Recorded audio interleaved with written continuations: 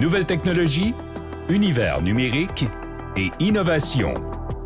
Voici Une tasse de tech avec Alain McKenna et Pascal Forget. Salut tout le monde, bienvenue à un nouvel épisode d'Une tasse de tech, la balado techno qui est fait par deux vrais humains. Oui. Alain McKenna ici et Pascal Forget à l'autre bout de la fenêtre, si vous nous regardez en vidéo. À l'autre micro, si vous nous écoutez, parce que c'est vraiment comme ça qu'il faut consommer une tasse de tech, avec le plus de sens possible. Oh là là, en odorama bientôt, on vous le garantit. Écoute, on peut demander, je veux dire, on pourrait le faire en audio spatial, mais nous, on a dit non. On va aller plus loin que ça. On va trouver un autre. Peut-être qu'on va faire l'édition Umami un jour. On le sait pas. Avec avec une petite carte à gratter. Une carte à lécher. Tu grattes la carte, tu lèches la carte à certains moments du podcast avec un petit symbole dans le coin qui dit lécher la case verte. On a un concept à breveter. On y pense qu'on vous revient. On va saluer nos partenaires en partant, Pascal, juste pour bien faire les choses, parce qu'on les aime et on les apprécie, parce qu'ils nous permettent de faire un balado qui nous permet aussi de dire des choses comme ça, genre en odorama. TELUS, vous le savez, TELUS qui est un fournisseur de services sans fil, qui fait partie de ces fournisseurs qui, je vous le dis en passant, prépare... en anglais, ils disent le sunset. On peut-tu dire l'équivalent, le crépuscule des réseaux 3G dans les prochains mois au Canada? Donc, poursuivons l'innovation et faisons de la place pour plus de services numériques à l'avenir. Donc, si vous voulez, je sais que TELUS offre des plans pour les gens qui ont des vieux téléphones et qui veulent changer. Donc, c'est peut-être l'occasion de regarder. Et notre autre partenaire, Plan Hub, qui nous fournit de l'information pertinente sur les comparateurs de forfaits Internet pour la maison et de sans fil en général et qui va vous donner de l'information très pertinente sur comment voyager avec son sans fil. Et je fais un petit clin d'œil ici que personne a dû comprendre parce que je suis pas mal certain que c'est un livre que pas grand monde a lu, mais il y a un livre d'Umberto Eco qui s'appelait « Comment voyager avec un saumon ». Oh oui, qui m'a fait rire pendant des heures et qui est toujours une formule que j'apprécie. Donc, comment voyager avec un sans-fil, Plan Hub peut vous aider. Umberto Eco, lui, va vous faire rigoler avec ce genre de concept, mais c'est une autre conversation. On fait un balado littérature obscure, Pascal. Umberto Eco, c'est celui qui écrit Le nom de la rose. Exact. Mais il y a l'autre roman qui est écrit qui m'avait tellement fait triper et le titre m'échappe.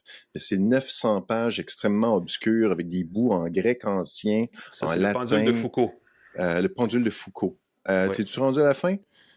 Qui est mon livre préféré. Je l'ai lu, j'étais au cégep. Mon cerveau a éclaté. À la fin, là, je tombe en bas de ma chaise. Tu sais, quand tu lis 900 pages, dur à lire. Puis Umberto Eco, c'est un peu un délire. Il dit, là, suivez-moi, là, ça sera pas facile. Puis là, il fait des trucs.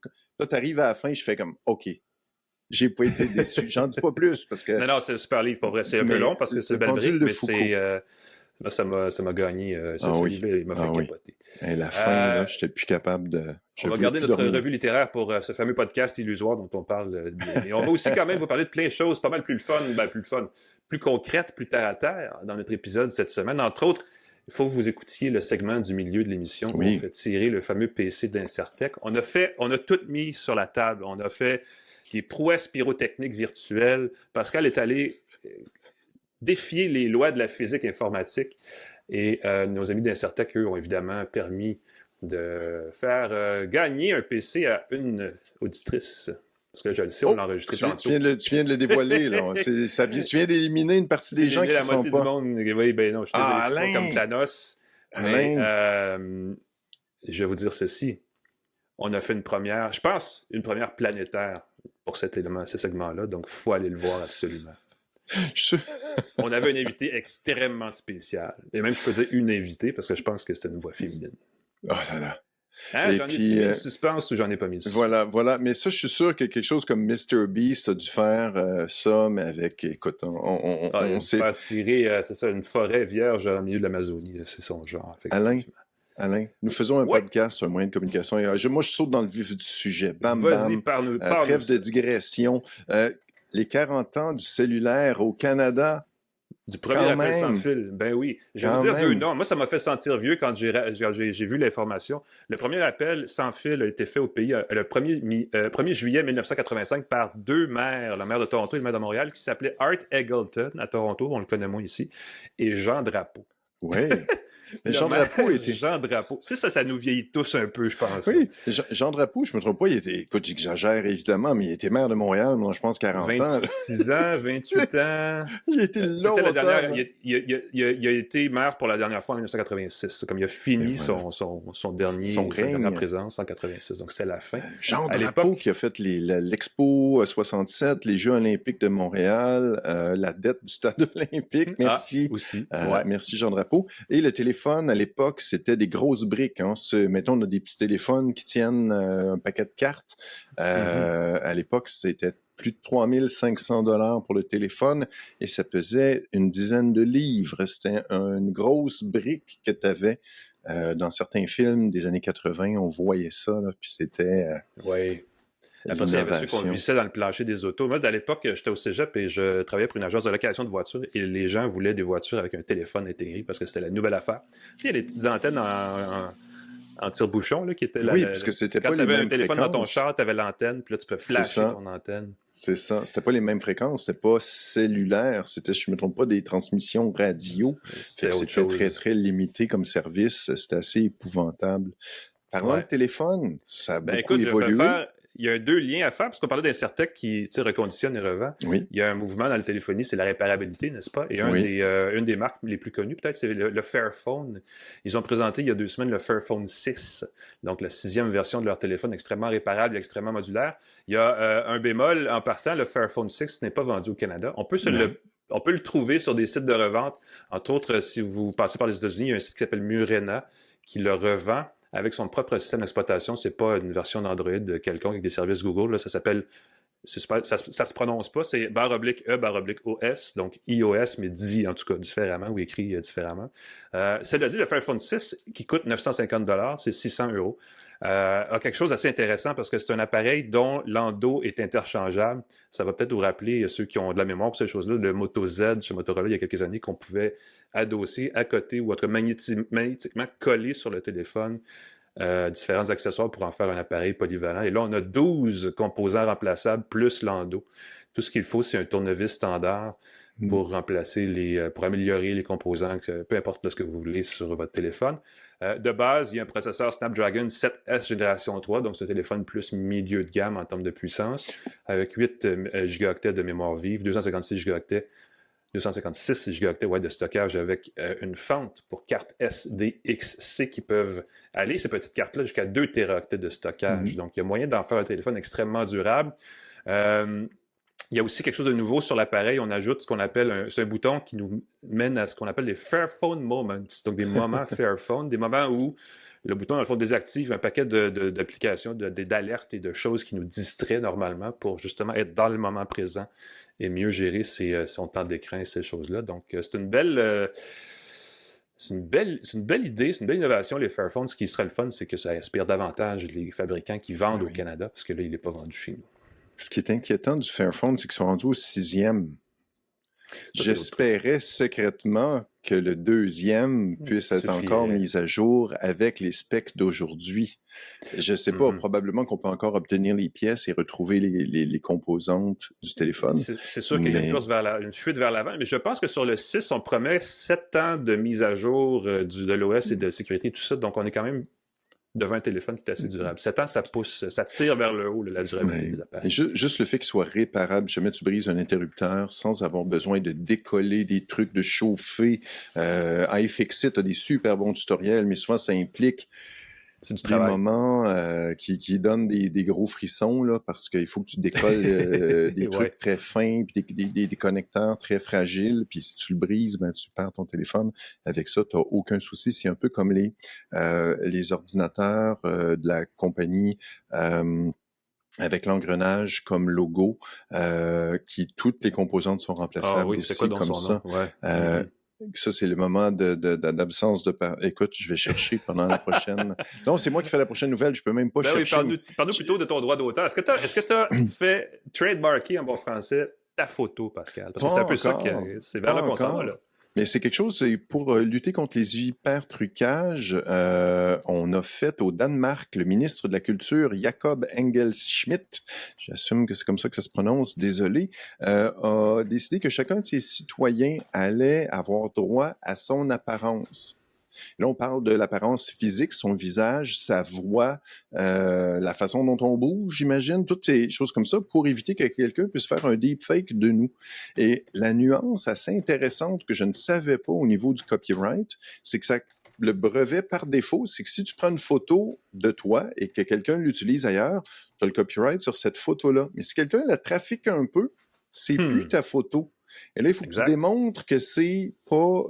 Et là, c'est plus... Ça se fait, mais encore une fois, c'est plus difficile. Tandis que si ta photo est copyrightée par défaut, ton visage est copyrighté par défaut, toute personne qui utilise ton image et même reproduit tes performances artistiques. Et ça, je trouve ça intéressant aussi, parce que si quelqu'un se dit... création, dans le fond. Ben c'est ça, quelqu'un t'imite trop fidèlement, on pourrait le voir comme ça. Je pourrais dire, prends le style d'Alain puis fais quelque chose de très pareil. On pourrait dire, on va aller te chercher là-dessus. Et je trouve que c'est vraiment, c'est un beau cadre juridique qui vont permettre de simplifier les procédures si jamais quelqu'un au Danemark utilise tes photos comme ça. Et là, j'ai un petit doute. Oui, non, mais attends un petit peu, parce qu'il y a des limites à ça. Tu sais, on a vu beaucoup de films, des fois on écoute des films, puis la bande sonore, c'est presque la chanson qui jouait à la radio. Tu sais, souvent, comme la fameuse chanson des films Rocky, là. Oui. Beaucoup de films ont imité en changeant juste une note.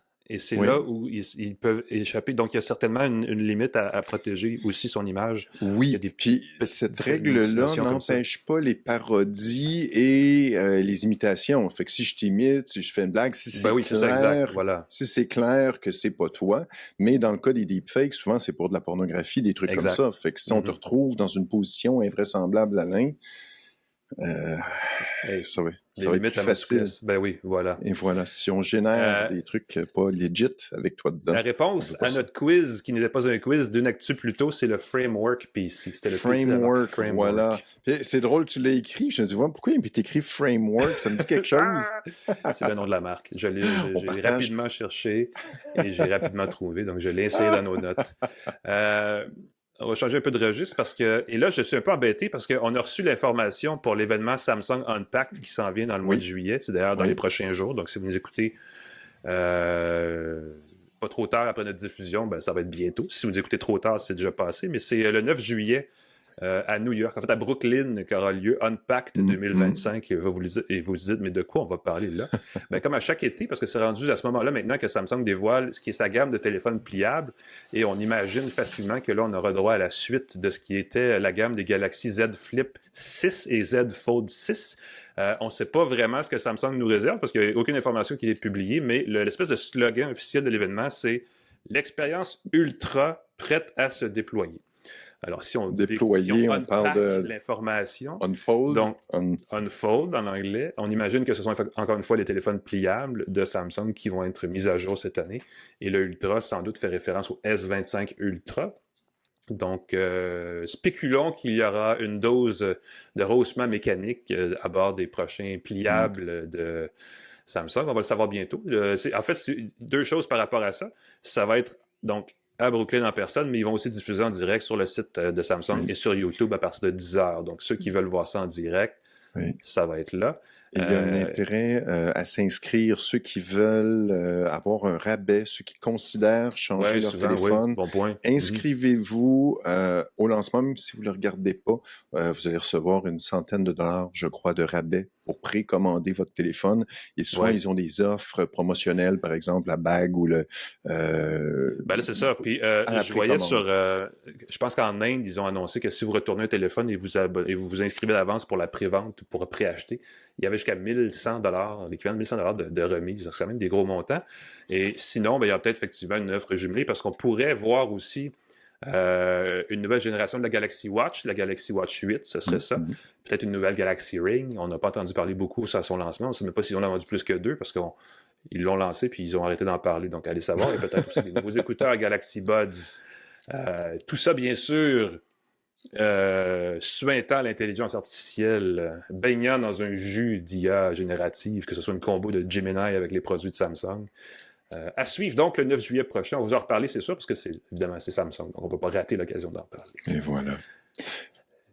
Une autre Parle-nous de nouvelle. nos 13 millions d'auditeurs, Pascal. Ah oui, c'est effrayant. Tu sais, quand tu lis que... Écoute, j'ai souvent des soupçons quand je vois les statistiques invraisemblables de certains YouTubers, de certaines personnes qui sont suivies sur les réseaux sociaux par des dizaines de milliers, des centaines de milliers de personnes. Je me dis, voyons, est-ce que cette personne-là est si intéressante que ça? Il me semble qu'il y a anguille sous la roche derrière ça. Et dans le Washington Post, on a rapporté qu'un grand site sportif, donc on ne l'a pas nommé, mais on peut penser à... C'est quoi le Sports Illustrated? Ça doit pas être les plus gros, là, mais ouais, peut-être un Bleacher Report ou un truc plus gros, mais pas si gros. Ouais. Grand site sportif américain qui recevait environ 13 millions de visites par mois. 13 millions de visites par mois, c'est assez pour générer des bons revenus publicitaires, là, à quelques sous du clic. Même avec la publicité, la valeur publicité actuelle, c'est quand même une bonne base. C'est un bon montant. Là. Tu peux quitter ta job de jour puis te consacrer à ton site avec ça, sauf qu'ils se sont rendus compte que c'était principalement des visites faites par l'intelligence artificielle. C'était des robots, c'était des bots qui prenaient l'information du site pour la redistribuer dans des réponses d'intelligence artificielle, donc qui ne généraient pas de véritables visites sur le site.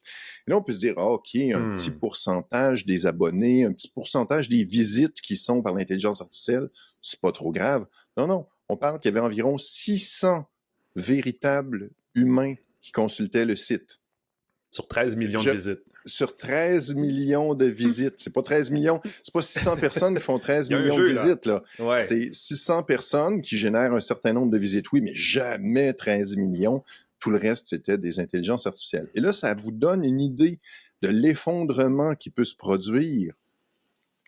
On parle d'influenceurs et de gens qui ont des 0 à 1 million de visionnements en 2 jours, comme par magie. Est-ce que ça se pourrait que ce soit la même chose, Pascal? Ça se peut-tu que ce soit un phénomène? Une fois que tu entres dans les algorithmes, mon soupçon, c'est qu'une fois que tu es suivi par un certain nombre de personnes, ça fait un effet boule de neige, parce que si quelqu'un te suit, ben les robots et compagnie vont te suivre aussi, ce qui fait que d'autres robots vont te suivre, et puis tout le monde va se suivre entre eux autres. Mais c'est quoi le pourcentage réel d'utilisateurs versus des robots furteurs versus des intelligences artificielles? Et le problème, c'est que quand on a le contenu de notre site qui est siphonné par l'intelligence artificielle et régurgité, ben moi, si par exemple on prend l'info sur mon site ou des articles de la presse, on les siphonne, ben la presse n'a pas de revenus publicitaires et moi, j'ai pas de revenus publicitaires non plus. Les gens ne visitent pas mon site. Exact. Et donc, autant l'intelligence artificielle simplifie la recherche des gens, parce que maintenant, ça génère la réponse directement sans t'amener vers des sites. Avant, Google, c'était ça, tu voulais être référencé dans Google. Tu cliquais. Maintenant, si tu es visité par des intelligences artificielles, ça peut considérer comme des clics et ça, c'est ça qui va faire les revenus ici. Fait que ça va faire qu'il y a une grosse backlash là, de dire qu'il va falloir bloquer les robots d'intelligence artificielle, mais il faut trouver comment. Il faut que les robots respectent les codes. Souvent, c'est dans le code de ton site web. Tu mets une ligne qui dit pas de robot, pas de bot, pas de consultation, pas d'enregistrement dans Google, sauf que si c'est pas respecté, c'est pas... Il y a beaucoup de pression sur ce modèle-là, qui est un modèle publicitaire qui existe depuis l'arrivée de Google, essentiellement, parce qu'il y a aussi des bots, des réseaux de zombies, tu sais, il y a des pirates qui ont créé des réseaux comme ça, qui s'assoient sur des sites, sur des appareils mal sécurisés, et qui simulent des clics sur des publicités, donc qui font semblant que c'est un vrai site et tout ça. Et donc, tout ce modèle-là du clic, il y a vraiment beaucoup de pression là-dessus en ce moment, donc c'est peut-être appelé à évoluer. À suivre, évidemment. On touche du bois, sinon on ne mangera plus. C'est grâce à nos partenaires qu'on peut survivre. Merci TELUS, merci Plan Hub. Merci à tous ceux qui nous supportent. C'est important, ben oui. Pas besoin de cliquer sur eux, mais vous pouvez aller les voir. C'est sûr qu'ils vont être très contents de vous aider. Allez-y. Parlant de collaboration, dans ce cas-ci, peut-être plus inopiné, on a vu le lancement, en tout cas l'introduction il y a quelques jours d'un casque de réalité virtuelle qui, ma foi, m'a interloqué.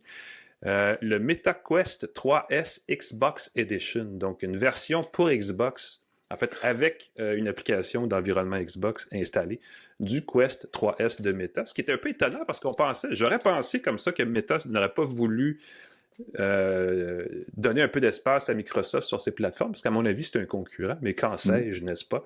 Microsoft est assez willing de faire des collaborations. Ils osent, oui, c'est ça. Puis évidemment, ça leur donne une forme de rattrapage, parce que Meta, le casque Quest 3, on le sait, c'est probablement le casque le plus vendu dans ce créneau-là. Oui. Et donc, ils ont présenté ce casque qui va être vendu, mais il va être vendu en édition limitée et qui vient avec l'application Xbox Cloud Gaming installée d'office. Ça lui confère cet environnement de jeu en nuage. Écoute, il n'y en a peut-être pas une tonne. Évidemment, on peut jouer sur un jeu dans une fenêtre virtuelle avec un contrôleur Xbox ou avec les manettes du Quest. Ça reste pas très immersif quand c'est dans ce contexte-là, mais on promet aussi peut-être d'essayer avec des jeux de réalité plus virtuelle.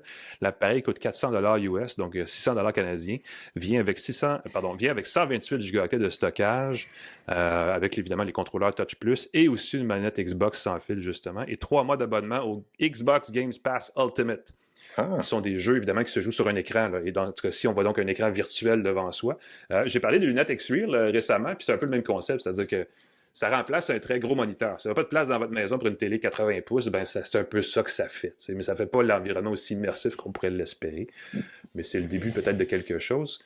Ça fait quand même depuis décembre 2023 que Xbox Cloud Gaming est en bêta sur la plateforme Quest. Donc, on tâtonne, on essaie des affaires à suivre. Mais si vous êtes curieux de voir c'est quoi du gaming, en bon français, hein, dans l'environnement de réalité virtuelle du Quest, il y a pire place où commencer. De toute façon, à 600$, c'est quand même assez cher, mais c'est pas particulièrement plus cher que... Je pense que le casque de base est 450, quelque chose comme ça. C'est ça, puis il ne faut pas oublier que la Switch 2... Tout le reste inclus.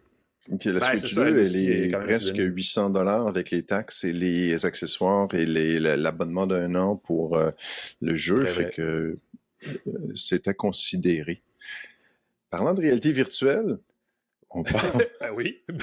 Parlons de nudité, Alain. Parlons de nudité. On parlait de copyright sur ton corps, mais une petite nouvelle qui vient juste de sortir dans les fonctions qui sont testées, qui sont mises à l'essai dans la nouvelle version de FaceTime avec c'est iOS 26, si je ne m'abuse. Ouais, qui va être la détection de nudité. FaceTime. Dans FaceTime. Fait que si quelque chose de tout nu apparaît... Mais FaceTime, c'est pas privé, ça devrait pas être comme genre entre toi et moi, puis c'est tout, là. Et c'est ça qui m'embêtait tout de suite, parce que là, s'il y a une détection de la nudité, c'est qu'il y a une détection qui est faite, qu'il y a quelqu'un, quelque part, ou quelque chose... Il y a un filtre, ben oui, il y a des yeux. Qui analyse l'image. Ouais. Il semble que c'est entièrement dans l'appareil. C'est justement une application d'intelligence artificielle qui détecterait. En tout cas, j'imagine que c'est de l'intelligence artificielle. Ils vont dire que c'est... oui. C'est juste un algorithme tout simple. C'est une fonction qui est bêta, qui est désactivée par défaut, et ce serait dans les comptes pour enfants. Et je trouve ça particulièrement creepy d'imaginer que ce soit désactivé par défaut dans les comptes pour enfants seulement. Il me semble que pour les adultes, ça pourrait aussi... Certains adultes là, qui font des chats FaceTime, qui a des kikis qui apparaissent par... on veut peut-être pas voir ça. C'est un truc, ça, ouais. Est-ce que ça émane d'un phénomène ou c'est une prévention puis il n'y en a pas vraiment? Poser la question, c'est tenter d'y répondre. On n'a pas besoin de parler oui, c'est ça, de la porno et comment c'est un truc énorme partout. Et moi, c'est sûr que la tentation, évidemment, c'est de faire l'essai. Alors, je vais me dire, écoute, fiston... On n'est pas sur FaceTime, OK? Garde ça pour toi. Non, si je pense que... C'est épouvantable. Et puis, il y a une option d'interrompre ou de poursuivre l'appareil, de poursuivre l'appel si jamais. Ah oui. Et là, je me dis, attends un peu, c'est dans les comptes pour enfants et tu as la possibilité de poursuivre l'appel. Fait que je me dis, si c'est vraiment pour la sécurité des enfants, tu ne permets pas de réactiver. Non, mais tu peux dire, hey, j'ai un bobo ici, puis là, tu montes la partie, puis là, ça vient. Ah non, il me semble que c'est tellement, ça fait tellement creepy. Je vais te montrer un gros bobo. Pourquoi tu baisses tes culottes, mais votre appel peut se poursuivre ou arrêter. Ben oui, c'est ça. Si t'es pas confortable, arrête ton appel. Oh. Ouais. Écrivez-nous que c'est pas approprié ce qu'on a dit. On se pose des questions. On se pose des questions sur la technologie et son application. C'est ça la question. C'est pas toujours la technologie que la nature humaine qui est questionnable. Pourquoi doit-on arriver à ce genre de choses? Et oui, c'est ça qu'on ait besoin de ça. C'est vraiment d'une tristesse incroyable. On va finir ça sur une bonne nouvelle, Pascal, parce qu'on va regagner le sourire et on va vous le redonner. Il y a une bonne nouvelle d'affaires, une affaire business et technologique aussi. C'est une entreprise qui s'appelle Cohere, qui est basée à Toronto, qui a annoncé cette semaine qu'elle venait s'installer à Montréal. Elle ouvre un bureau à Montréal. Évidemment, son siège social demeure à Toronto. Cohere a annoncé qu'elle allait s'installer et qu'elle allait tripler le nombre d'employés qu'elle compte déjà ici. Ce qui, dans une conversation comme ça, c'est super le fun, mais on apprend qu'elle a juste 7 employés. Donc, on va peut-être avoir 25-30 employés à terme dans les prochains mois, spécialisés en intelligence artificielle. Cohere, c'est un peu le OpenAI canadien. Toute proportion gardée, parce que l'entreprise vaut quelque chose comme entre 5 et 6 milliards de dollars américains. Quand même. C'est quand même pas rien, mais c'est pas OpenAI en tout cas, qui sont partis dans une autre planète. Cohere était au même moment que ChatGPT explosait et que Claude chez Anthropic explosait. Ça avait son propre modèle de langage, sa propre technologie d'intelligence artificielle. Et plutôt que de faire un truc puis d'aller concurrencer avec eux, c'est dit, nous, on va se nicher dans les services aux entreprises et aux travailleurs. Ils ont développé un modèle qui s'appelle North, comme dans Nord, en anglais, bien sûr, qui est destiné au marché des travailleurs, entre autres, qui ont besoin d'une espèce d'assistant automatisé. Et ils ont du succès. Semble-t-il que leur revenu annualisé depuis le début de l'année se chiffre à hauteur de 100 millions de dollars. Donc, c'est quand même une entreprise. Au moins, ils ont des revenus. Et on dit toujours, ouais, le Canada, on sait bien, dans les technos, sont bons pour faire de la recherche académique, mais pour après ça commercialiser et faire des revenus, ben là, on a un exemple d'entreprise qui est en train de faire ça. Et ils sont venus s'installer à Montréal pour se rapprocher de la base de chercheurs qu'on a ici, entre autres du centre de recherche du MILA, qui a quand même une belle réputation et qui a été fondé par Yoshua Bengio et qui est un promoteur, on le sait, de l'IA responsable. Et c'est un peu ça qu'on veut faire chez Cohere. On veut développer une IA plus sûre, plus sécuritaire, plus sécurisé et aussi qui va parler français, anglais et un paquet d'autres langues. Donc, on vient ici en ayant ce bassin de gens qui parlent plusieurs langues. On dit qu'on pourrait améliorer le service. Donc, ça va être à suivre. Et si vous cherchez une job dans les technos, je veux dire, il y a pire place à aller que chez Cohere. Je dis ça comme ça. Bonne nouvelle. Puis, on a parlé encore d'intelligence artificielle. Ben oui, puis en plus, parce que là, bonne nouvelle et intelligence artificielle égale notre prochain segment où on procède au fameux tirage du PC Incertec. Et là, j'en ai déjà trop dit, donc je vais arrêter là-dessus. Mais restez là pour voir ce segment-là et écoutez le reste de l'émission d'Une tasse de tech. De retour à Une tasse de tech avec Alain McKenna et Pascal Forget. Bienvenue à Une tasse de tech. Laissez-moi invoquer mon meilleur Steve Jobs et mon meilleur Guy Mongrain intérieur parce qu'on va assister, enfin vous allez assister et on va créer un moment historique dans l'histoire des podcasts. Et encore plus dans l'histoire d'Une tasse de tech, en procédant à 2 choses en même temps. Premièrement, je devrais peut-être même dire 3 choses. On va faire le fameux tirage dont on parle depuis quelques semaines de l'ordinateur portable promis par les gens d'Incertec, avec qui on a parlé il y a quelques semaines. On a avec nous Saad Sebti d'Incertec pour faire le tirage. Donc, premièrement, bonjour Saad. Bonjour Alain, bonjour Pascal, bonjour à tous les gens qui nous suivent. Merci d'avoir... collaboré, de nous avoir permis de faire ce tirage-là, pour lequel on a reçu quand même pas mal de participants, pas mal de soumissions de noms et d'adresses courriel et même de numéros de téléphone. Certains petits coquets se sont essayés plus d'une fois, mais on vous a repéré. Ça, c'est la première partie. La deuxième partie, c'est qu'on va faire ce qui est probablement pour moi le premier tirage de l'histoire des tirages performé 100% par l'intelligence artificielle, puisqu'on va demander à Gemini de Google de nous sortir. On a tout un système pour s'assurer qu'on est extrêmement objectif et que vous le voyez à l'autre bout. On va tirer un numéro de mon côté, que Saad, de son côté, va traduire la ligne dans le classeur qui nous mène au gagnant, à la personne gagnante. Et Saad va nous le dire. On n'est pas à la même place. Il n'y a aucun moyen qu'on puisse tricher là, pour le donner au beau-frère de Pascal. Désolé, Sylvain. Et la troisième affaire, on a des effets vidéo qu'on n'a jamais fait à Une tasse de tech, pour ceux qui nous regardent en vidéo. Ah, ça, c'est la pression. Qui est responsable. Donc, si ça ne marche pas, tout le monde, on blâme Pascal. Si ça va super bien, c'est grâce à la performance générale de notre balado d'Une tasse de tech. On va avoir des prix pour le podcast, l'effet visuel de l'année dans un podcast décerné à Une tasse de tech, j'espère. Donc, c'est très solennel ce qui se passe. Alors, et si je prends ma meilleure voix, je veux dire, peut-être pas de Guy Mongrain, je ne sais pas s'il faisait ce genre de choses, mais on pourrait demander à Saad et à toi, Pascal, parce que vous avez les deux l'information sous la main. Qu'est-ce qu'on fait tirer exactement? Est-ce que que va se mériter notre heureux ou notre heureuse gagnant-gagnante? Alors, je peux présenter. C'est un ordinateur portable de marque Toshiba. Le modèle, c'est un Tecra X40e. avec un processeur i5 de 8e génération. Alors, la particularité de cet ordinateur, c'est que c'est un ordinateur reconditionné qui provient d'une grande entreprise avec laquelle on travaille, qui est un partenaire de longue date. Et bon, dans les grandes entreprises, vous savez, ils font des rotations fréquentes de matériel, de leur parc informatique, et c'est du matériel qui est encore très très fonctionnel, qui est vraiment très bien pour les usages quotidiens. Donc ça, c'est un appareil très versatile, très léger, et qui permet de faire plein de choses.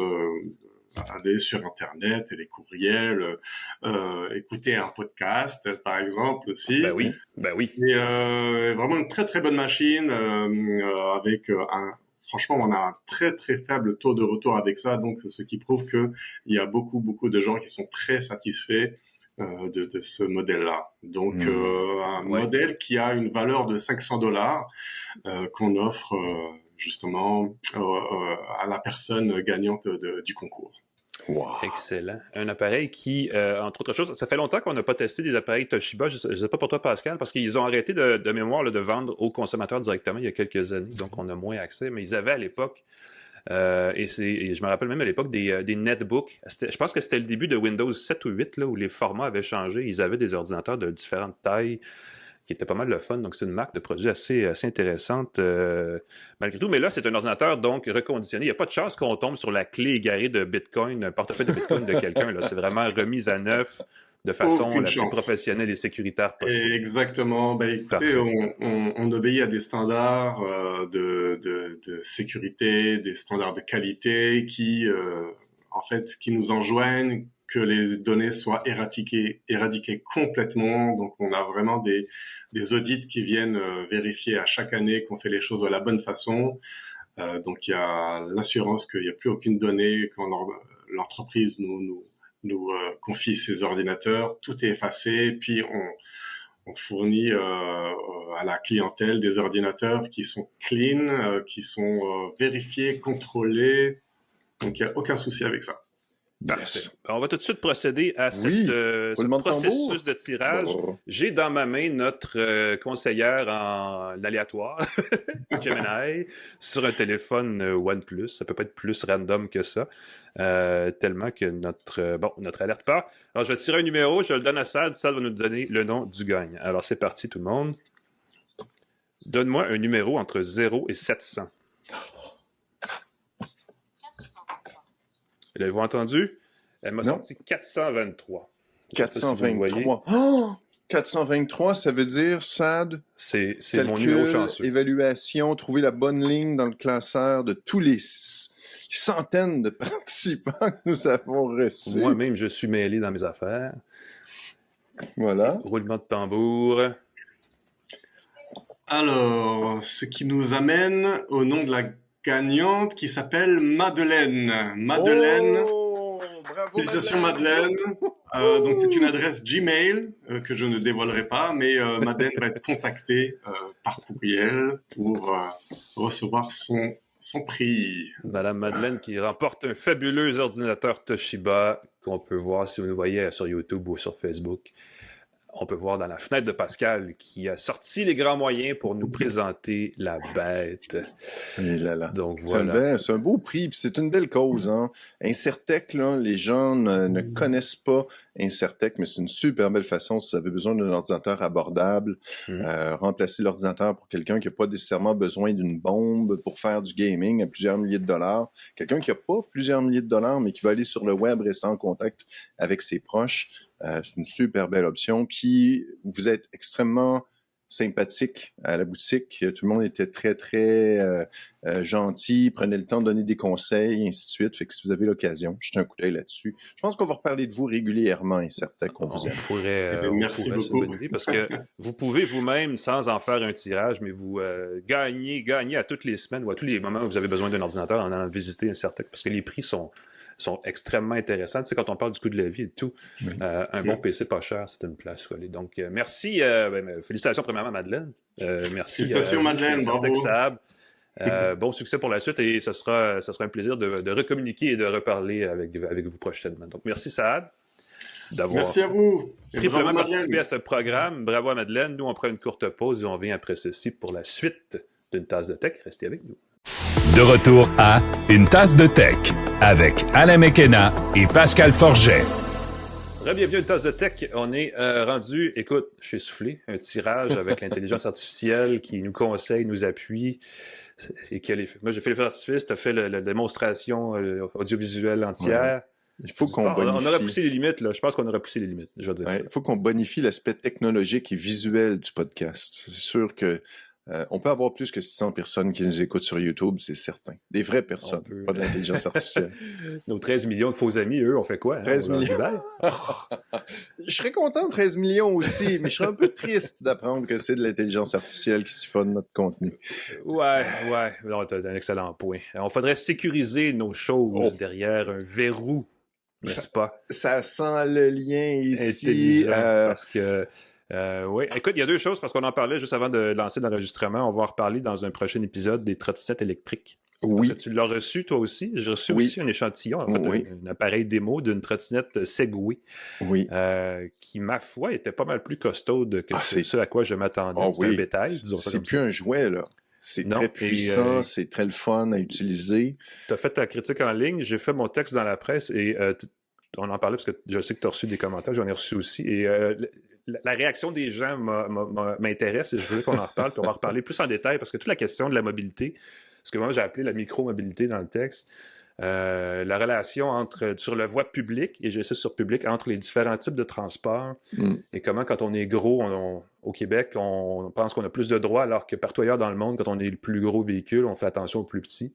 Il y a une belle conversation à avoir. Fait qu'on l'aura un autre tantôt.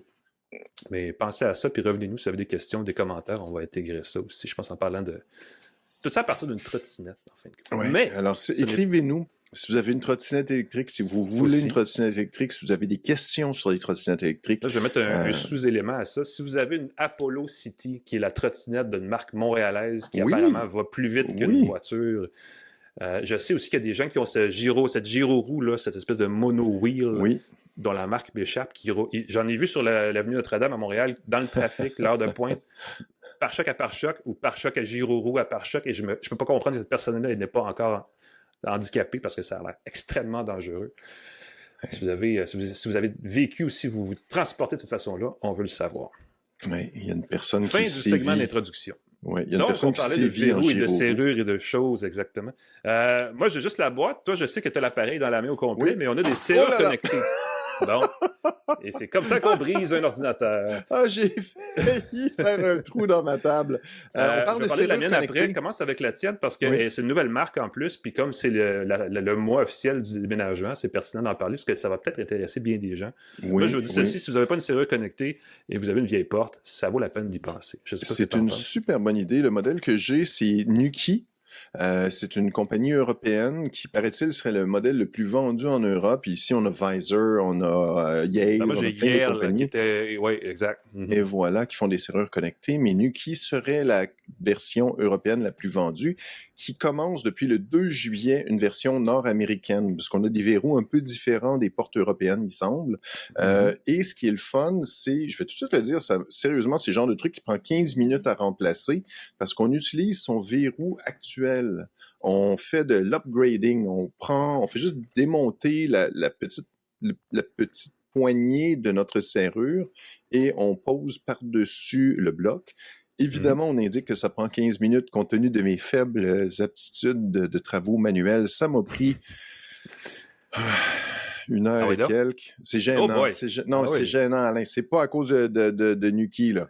C'est pas à cause de Nuki. Nuki, la compagnie européenne. Je pense à Yuki Tsunoda. Ouais, je pense à Yuki Tsunoda, le coureur de Formule 1, que j'ai vu en personne au Grand Prix. J'ai encore des rêves de ça. Donc, ça se pose par-dessus. C'est évidemment Bluetooth, c'est évidemment connecté en Wi-Fi. Pour avoir le Wi-Fi, toutefois, il faut un abonnement premium. Et ça, c'est un peu... Ouais. Et ça j'ai fait un gros... Ouais. Non, parce que, encore une fois, à quoi ça sert d'avoir notre serrure qui est connectée par Wi-Fi? Ben, ça permet, à distance, de donner accès à quelqu'un. T'es absent, ta blonde, ton chum, tes enfants rentrent plus tôt que prévu. Ben, tu peux les déverrouiller à distance. Si t'as pas le Wi-Fi, tu peux pas le faire. La bonne nouvelle, c'est que si vous achetez une serrure Nuki d'ici septembre, je crois fin septembre, l'abonnement à vie de l'abonnement premium est inclus. Oh, Fait que quand même. ça peut être une chose le fun. La serrure, je vous le dis, l'installation est très simple. Encore une fois, ne vous fiez pas à mes piètres capacités D'installation, ouais, de parce bricolage, que, de excuse-moi, je serrurerie. représente le laptop qu'on Ben oui, on l'a vu. Il a été tiré. j'expérimente avec ça ici. Très simple à installer, très joli, très beau design. C'est une espèce de tube qui se pose sur son verrou et à partir de là, on peut, avec son téléphone, déverrouiller, verrouiller, vérifier si sa porte est barrée. J'ai bien aimé l'option qui permettait de calibrer son verrou. Fait que ça permet de faire en quelques secondes, là, clic-clac, clic-clac, clic-clac, De clic-clac, trouver ça le valide jeu. Ben oui. que c'est bien ajusté. Et une fois que c'est fait, ce que j'ai encore plus aimé, ça, je crois que c'est standard, mais l'application est très bien faite en général. Ce que j'ai bien aimé, c'est qu'on peut partager facilement avec d'autres personnes la clé. Fait que si jamais je veux, je peux envoyer un code à quelqu'un qui vient chez moi en mon absence, qu'elle puisse débarrer la porte, un code qui peut être temporaire pour certaines périodes seulement, pour un livreur, la femme de ménage ou la personne de ménage, disons ça comme ça maintenant. Et surtout, j'ai trouvé astucieux le mode déverrouillage automatique. Parce que ça, c'est quelque chose qui est très intéressant de dire, je veux que ma serrure se déverrouille automatiquement quand j'approche de la serrure. Sauf que ça m'est arrivé d'avoir testé une serrure comme ça, que dès que je passais devant la porte se déverrouillait, que je veuille sortir ou non. C'est pas l'idéal. Si ta porte est dans un couloir, par exemple, Quand tu tu es à la passes maison, devant, ben ça oui. se déverrouillait. Moi, ça m'est arrivé. Peut-être un réglage que j'ai mal fait, mais je trouvais ça mal pensé. Dans ce cas-ci, le réglage de déverrouillage automatique attend que tu quittes une zone. Et si tu reviens dans la zone, on se prépare à déverrouiller ta porte. Et quand c'est à portée de Bluetooth, là, on déverrouille ta porte. Ah fait oui, que ça ok. évite les faux déverrouillages. Il faut vraiment que tu quittes ta maison, que tu ailles au coin de la rue, que tu reviennes. On sait que tu es parti, on sait que tu reviens. Et là, dès qu'on est à portée de Bluetooth, là, ça se déverrouille. Et jusqu'à présent, ça a fonctionné parfaitement à chaque fois. Et ça, c'est assez cool parce que j'ai un portique. J'ouvre la porte du portique qui est encore avec une clé et j'ouvre mon portique et bam, ma serrure de maison se déverrouille. Très, très rapide aussi comme déverrouillage. Le moteur est très puissant. La compagnie Nuki parle d'1 seconde pour déverrouiller la porte. Très, très efficace. Et l'autre chose qui est tripante, c'est comme on prend notre verrou actuel, on peut toujours déverrouiller avec une clé. Si jamais que les gens s'inquiètent, ouais, mais si la pile meurt, s'il y a quelque chose comme ça, on utilise sa clé sans problème. On peut aussi donner une clé à quelqu'un si jamais on ne veut pas donner de code pour déverrouiller. Et la recharge, ça c'est intéressant, c'est avec une petite prise qui se glisse en dessous. Et si jamais on veut, on peut détacher le bloc. Encore une fois, ce que j'ai dans les mains, ceux qui nous regardent sur YouTube, c'est gros comme une petite canette de boisson gazeuse, une demi-canette de boisson gazeuse à peu près. Vous pouvez détacher ce bloc-là, le charger ou encore le charger directement dans la porte si jamais vous avez besoin de le faire. Pratique. C'est assez chouette comme nouvelle.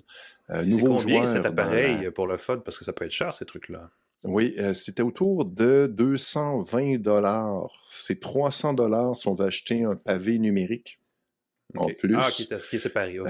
Qui est séparé. Fait qu'on n'en a pas besoin si on veut pas, mais encore une fois, si on veut pas donner, puis le code, évidemment, pavé numérique se change à volonté. Fait qu'on pourrait dire, j'ai des invités, je leur donne un code. Quand ils sont partis, je change le code. C'est pas plus compliqué que ça. Ceux qu'on voudrait. Puis ça fait aussi, je vois un bouton. Je l'ai pas installé encore. J'avoue que je suis curieux. Mais à peu de frais, tu peux avoir quelque chose d'assez cool pour de la visite ou pour si tu as des gens qui viennent chez toi en ton absence ou simplement pour rentrer à la maison sans avoir à sortir tes clés. Sans avoir la clé, ben oui. Très, très astucieux. Ça permet une très belle transition vers la serrure que j'ai essayé moi, parce que en fait, cette partie-là du pavé, je vais vous dire tout de suite, parce que c'est un petit préambule pour arriver où là, je vais en venir. Moi, j'ai eu cette serrure-là qui est la Asher Lock 2 de la compagnie Yale. Yale, qui est une compagnie de serrure bien connue depuis longtemps, a racheté il y a quelques années la marque Auguste de serrure connectée, qui est la marque peut-être la plus connue des gens qui ont des Airbnb, parce qu'il y a eu un rapprochement rapide entre les gestionnaires de logements Airbnb et la serrure Auguste pour une raison ou pour une autre. Et cette serrure-là, comme celle que tu as présentée, vient avec un petit pavé numérique qui est détaché, qui est alimenté par 2 piles 3A et qu'on met dehors quelque part près de la porte et qui se connecte à distance et il fait très bien l'affaire. Malheureusement, les batteries l'hiver, ça gèle vite, donc ça devient un problème rapidement d'utiliser le pavé. Et moi, ça m'embêtait parce que ça faisait beaucoup de batteries à charger et à recharger ou à changer, en tout cas, puis c'était quand même un peu de dépenses d'énergie inutile. Donc, je suis allé du côté de cette serrure-là qui vient avec un pavé numérique intégré et qui remplace complètement la serrure. Alors, il n'y a plus de place pour la clé rendue là. Tu n'as pas de place pour la clé, il faut avoir confiance au mécanisme. Il y a une version avec serrure, avec la clé, donc on peut aussi avoir cette version-là. Et il y a une version avec lecteur d'empreintes, donc on peut avoir différents jumelages de ces différentes façons de s'identifier là. Moi, je trouve que la version à lecteur d'empreintes était un peu superflue. Là. J'écrivais d'ailleurs dans le journal que c'est peut-être même un gadget parfaitement inutile parce qu'il y a différentes façons d'ouvrir une porte et anyway, ça prend le même temps que mettre la clé, donc acheter une clé puis c'est fini. Il y a un truc qui, pour moi, fait que ça remplace complètement la clé, c'est que si vous avez cette serrure-là et que la batterie, mettons, de la serrure s'épuise et que là, vous vous dites « Ah non, que fais-je? Je ne peux plus opérer mon mécanisme. » Ben, il y a au bas du pavé deux petits connecteurs métalliques sur lesquels on presse les embouts d'une pile carrée, une pile 9 volts, et ça alimente de façon en mode d'urgence la serrure et là, vous pouvez déverrouiller et entrer dans la maison. Donc, ça remplace la clé. Il faut laisser traîner une pile 9 9 volts ou il faut avoir une pile 9 volts qui traîne quelque part, effectivement. Donc, ça devient une mesure de sécurité qui remplace la clé. Moi, j'aime bien. En tout cas, ça fait la job. Évidemment, le code, c'est le code que vous voulez. Vous pouvez générer plusieurs codes pour différentes personnes, pour la personne qui vient faire le ménage, entre autres, ou les enfants, ou le chien, si vous avez un chien extrêmement intelligent. Oui, ça, c'est astucieux, ça permet de voir qui entre chez toi. Ben, ça tu peux recevoir des alertes basées sur et voilà, tu fais quoi, tu peux exactement. être notifié si tes enfants rentrent, quand ton mari rentre, quand t'es... Voilà. Cette serrure-là est compatible avec les plateformes de domotique de Google, d'Amazon, donc Alexa, et HomeKit d'Apple, donc ça s'intègre dans les environnements. C'est pas encore au point où on peut jumeler automatiquement la serrure avec une caméra, une sonnette vidéo ou une caméra de surveillance qui permettrait de savoir que quelqu'un approche, tu déverrouilles ou tu parles ou tu réponds. Il y a comme une espèce de... Il y a comme deux appareils là, qui vivent dans le même environnement où on manque un peu de jumelage si on n'achète pas les produits d'une même marque, parce qu'il y a des marques qui te vendent les deux, la serrure, la caméra, la sonnette, et qui disent ben, tu peux maintenant répondre et faire plein d'affaires en même temps, mais elle vit toute seule dans son propre environnement, ce qui pour moi ne pose pas de problème parce que c'est rare qu'on déverrouille la porte et qu'on veut parler à quelqu'un en même temps. Donc, c'est pas nécessairement un gros enjeu, mais si vous avez, je sais pas moi, des colis que vous voulez faire rentrer et que vous voulez interagir, il y a peut-être quelque chose là qui manque. Mais l'intégration aux plateformes permet quand même d'opérer votre serrure avec une commande vocale. Si jamais c'est quelque chose qui vous excite. C'est vraiment pas nécessaire. Ça, c'est quelque chose que j'ai essayé de faire avec la Nuki, parce qu'elle est aussi compatible avec Google Home, Alexa et compagnie. L'inconvénient, c'est que ça fonctionne aussi avec Matter, le système. De super, il faut scanner le code, et ça me demande un relais Matter. Fait que là, j'ai viens d'installer un truc Alexa qui, je crois, est compatible avec Matter. Mais encore une fois, ce standard-là qui allait révolutionner la domotique. Tarde à faire. Le fait que l'intégration soit boiteuse. C'est un peu long. Il y a... je disais tantôt, Yale a racheté Auguste et a développé cette technologie de serrure connectée sur la même plateforme. Donc, c'est la même application, sauf qu'elle s'appelle Yale, elle s'appelle Auguste. Donc, c'est le même environnement. Comme la Nuki permet d'être déverrouillée et verrouillée par localisation. Donc, si vous éloignez, la porte se barre toute seule et si vous approchez, elle se déverrouille toute seule. C'est pas aussi finement ciselé que la tienne. Genre, tu t'approches, tu se déverrouille, puis c'est tout. Moi, j'apprécie.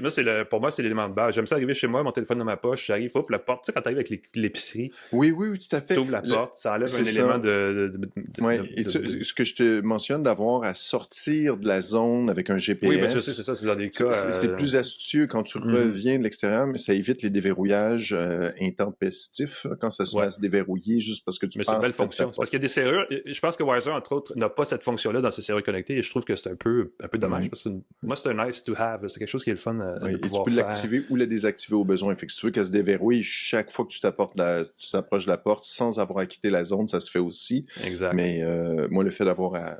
Parce que l'inconvénient, c'est quand tu t'approches de la zone, quand tu sors de chez toi, ça se déverrouille pas tout seul. Parce que là, il faut appuyer sur le bouton pour que ça se déverrouille. Il y a des pour revenir, c'est le fun. Ça vient avec le jumelage Bluetooth par défaut. On peut acheter... L'autre affaire qui est le fun, c'est que, et je compare avec la serrure Auguste, si vous voulez une serrure Auguste et que vous voulez la connexion Wi-Fi, c'est un autre module qu'il faut brancher dans le mur ailleurs dans la maison. Voilà. Et là, c'est un autre bidule à acheter, c'est un autre 70$. Lui, le module Wi-Fi s'insère dans la portion arrière du verrou. Donc, c'est quelque chose qui s'intègre Donc, pas besoin de l'ajouter ailleurs. C'est auto-intégré. Généralement, il est inclus, donc ça ne coûte pas nécessairement plus cher. Et comme tu le disais, par Wi-Fi, on peut contrôler à distance, donc à l'extérieur de la maison, mais même à l'intérieur du pays, si vous voulez, voir ce qui se passe avec votre serrure. Donc, c'est pas la fin du monde, mais ça permet d'avoir cette option-là de plus. Donc, dans l'ensemble, pour un appareil qui coûte, selon la version, entre 200 et 300 $, je trouve que c'est vraiment une belle... Je vais dire ceci, c'est peut-être un peu gros, mais c'est un appareil qui, dans la mesure où c'est quand même bien sécurisé, n'est pas moins attrayant qu'une serrure traditionnelle. Donc, il n'y a pas de raison de ne pas s'en acheter une si vous avez les sous et le besoin de vous faciliter la vie par rapport à ça. Évidemment, c'est un appareil numérique, connecté, qui est basé sur un système de compte et de mot de passe, donc ça peut être piraté. Donc, c'est pas entièrement sécuritaire, mais c'est comme les cartes de crédit. Tu sais, quand il y a une époque, on parlait au téléphone pour on donnait notre numéro de carte de crédit vocalement sur une ligne dans le milieu de la rue parce qu'on a acheté un truc sur le téléachat. La serrure connectée remplace une serrure qui n'était pas nécessairement particulièrement plus sûre non plus, tu sais. La clé sous le tapis, tout le monde connaît le truc. Il y a des affaires comme ça qu'il faut Oui, puis écoute, une barre à clous, là. Ben voilà. Ouvre n'importe quelle porte, ça prend 2 secondes. Fait que quelqu'un qui va s'amuser à bidouiller avec... C'est bien plus simple de défoncer la porte ou d'ouvrir avec... Voilà. Ça prend 2 secondes. Tout ça pour dire que c'est pas une sécurité de grade militaire d'avoir une serrure connectée, parce qu'évidemment, c'est pas parfait. Mais rien n'est parfait. Et dans ce contexte-là, si vous êtes tolérant par rapport à ça, c'est pas mal le fun d'avoir une serrure qui se déverrouille toute seule quand tu arrives à la maison. C'est quand tu vis seul. Ce qui manque, c'est la porte coulissante qui fait... Oui, puis que là, tu rentres, puis là, qui se referme... Il y a un bruit, je ne l'ai pas bien, mais bon. Tu l'as, ça marche bien, mais moi, c'est ça. Moi qui vis seul, c'est comme si ma serrure m'accueillait, fait que je me sens plus heureux quand j'ai ça ici. Puis le fait de ne pas avoir à chercher quand tu arrives, tu es mouillé, tu as ta trottinette électrique au poids à la main, tu essaies de déverrouiller. Ben oui, tu as les mains pleines. Ça me permet de rendre ma vie plus agréable. Serrure connectée, n'hésitez pas à nous écrire, à nous en parler si jamais vous avez des questions là-dessus. On peut la Assure Lock 2 de Yale de mon côté, et toi tu avais la Nuki Smart Lock. J'ai la Nuki Smart Lock, le modèle nord-américain qui est arrivé sur le marché le 2 juillet. Je comprends que ça va être disponible sur Amazon, ça va être livré au Canada. La dame me disait que temporairement, ça se peut qu'il y ait des frais de livraison de 20 $ qui s'ajoutent. Mais ça va se placer. Ils sont en train de distribuer. Ils viennent juste de commencer leur distribution en Amérique du Nord, en commençant par les États-Unis. Fait que c'est disponible au Canada, même si en ce moment où je vous parle, il n'y a pas encore la disponibilité officielle au Canada. Mais ça s'en vient. Donc. Voilà. Merci Pascal. C'est la fin de l'émission, imagine-toi donc. On est rendu au bout. Oui. Gros show. TELUS, Plan Hub, Planète Toaster, on va leur dire bonjour aussi. Regardez, dans le lien, on a un petit rabais pour vous, un gros rabais en fait, pour besoin de hosting, ceux qui veulent. Cogeco Média, merci pour la mise en onde, pour la diffusion du podcast-là partout dans l'univers, à plusieurs millions de personnes qui heureusement ne sont pas des... Qui ne sont pas des robots. PascalForget.com pour me suivre. J'ai entre autres mon billet sur la trottinette que j'ajuste en fonction de vos commentaires. Et Alain McKenna, on peut te lire dans la presse entre autres. Et c'est toujours un plaisir de te voir. Ben, pareillement, Pascal, surtout cette semaine où on a franchi une nouvelle frontière dans le monde de la communication numérique. Hein? On va le dire comme ça. On va dégriser de ce moment haut en couleur l'espace de quelques jours. On vous revient avec un nouvel épisode d'une tasse de tech. Mais entre-temps, abonnez-vous, suivez-nous, allez, venez nous écrire, nous commenter sur les réseaux sociaux, allez écouter nos anciens épisodes. Bref, on vous souhaite une bonne semaine, ce qui est garanti si vous allez écouter les autres tasses de tech. Et on se revoit la semaine prochaine. Salut tout le monde!